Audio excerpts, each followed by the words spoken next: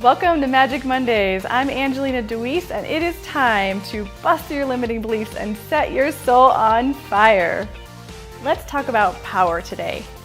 Now, one of the things I see a lot is many people in the network marketing industry, men and women, tend to use masculine energy to get things done. They tend to use planning, execution, making sure things going on. It's kind of a penetrative energy. So I want to talk to you today about the different faces of power, and specifically feminine power.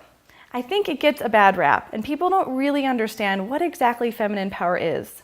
So as masculine energy is this very penetrative energy, it's kind of like the yang of, it's the power, it's the force. Feminine energy is a little bit different.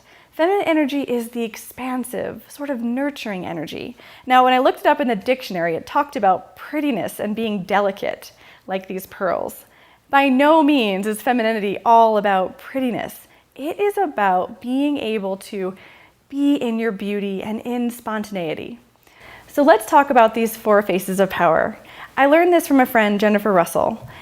The first face of power is masculine energy. We talked about it's active masculine energy. And what you're doing when you're in this stage and in this energy in your life is you are really getting things done. This is where things get done. This is how houses get built. This is how businesses get built. We have to have this energy. So it is by no means a bad thing. Now, the second kind of masculine energy is called masculine passive energy.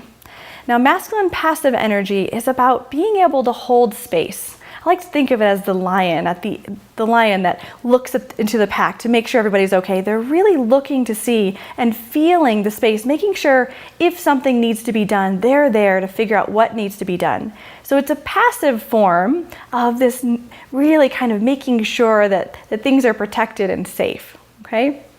Now, when we move to feminine energy, there's a feminine active energy, and the feminine active energy is actually about seducing. It's about beauty. It is about capturing people and having them help you with whatever your passion or project is. Now, some women actually think that this is not good. So we actually think that it's unsafe to use our beauty and to use this sort of seducing power that we want. But I want you to think in your life of someone that you really admire, maybe a female, in this kind of beauty role. And notice how you find yourself drawn to them. You want to be around them. You want to be with them. That is actually the feminine active power. And so it's really about beauty, not just looks, but about this beautiful energy. It's about somebody who's feeling good in their body, feeling filled up by doing things they love in their life. And finally, one of the most potent forms of feminine energy is feminine passive energy. Now, this is the one that I think our society has wrong, and I certainly have been working on it a lot myself. Feminine passive energy is about spontaneity. It's about being able to receive information, using your intuition, your guidance, your soul's whisper, the voice within. It's about being able to really slow down and listen. Now, sometimes slowing down or being in this energy can feel scary because it can feel like we're not going to get anything done, right? But I want you just for a second to make sure that you download the worksheet below, and you can start to ask yourself, which one of these four faces of power are you the most familiar with? Which one's the one you use every day? It's your go-to. Because again, I want to remind you, there's nothing wrong with these, and we do use one more than another. But the most healing face of power is the one that you're unfamiliar with. The one that you feel a little bit apprehensive about. For me, it was feminine passive energy. It's being spontaneous. You know, I love to have a plan, make sure I have a plan of action. I know what I'm going to do. So to stop in the moment and feel spontaneous, or to let go of my plans in spite of what I think I should be doing, has actually been one of the most healing things I've done in my business. And what it's allowed me to do is to be able to, in a moment, take a breath and figure out what is actually the best course of action. Maybe my plan isn't. Maybe I hear a voice that says, that doesn't feel right, or you don't want to do that. And that has been a really significant change in my business and really in the success of my life.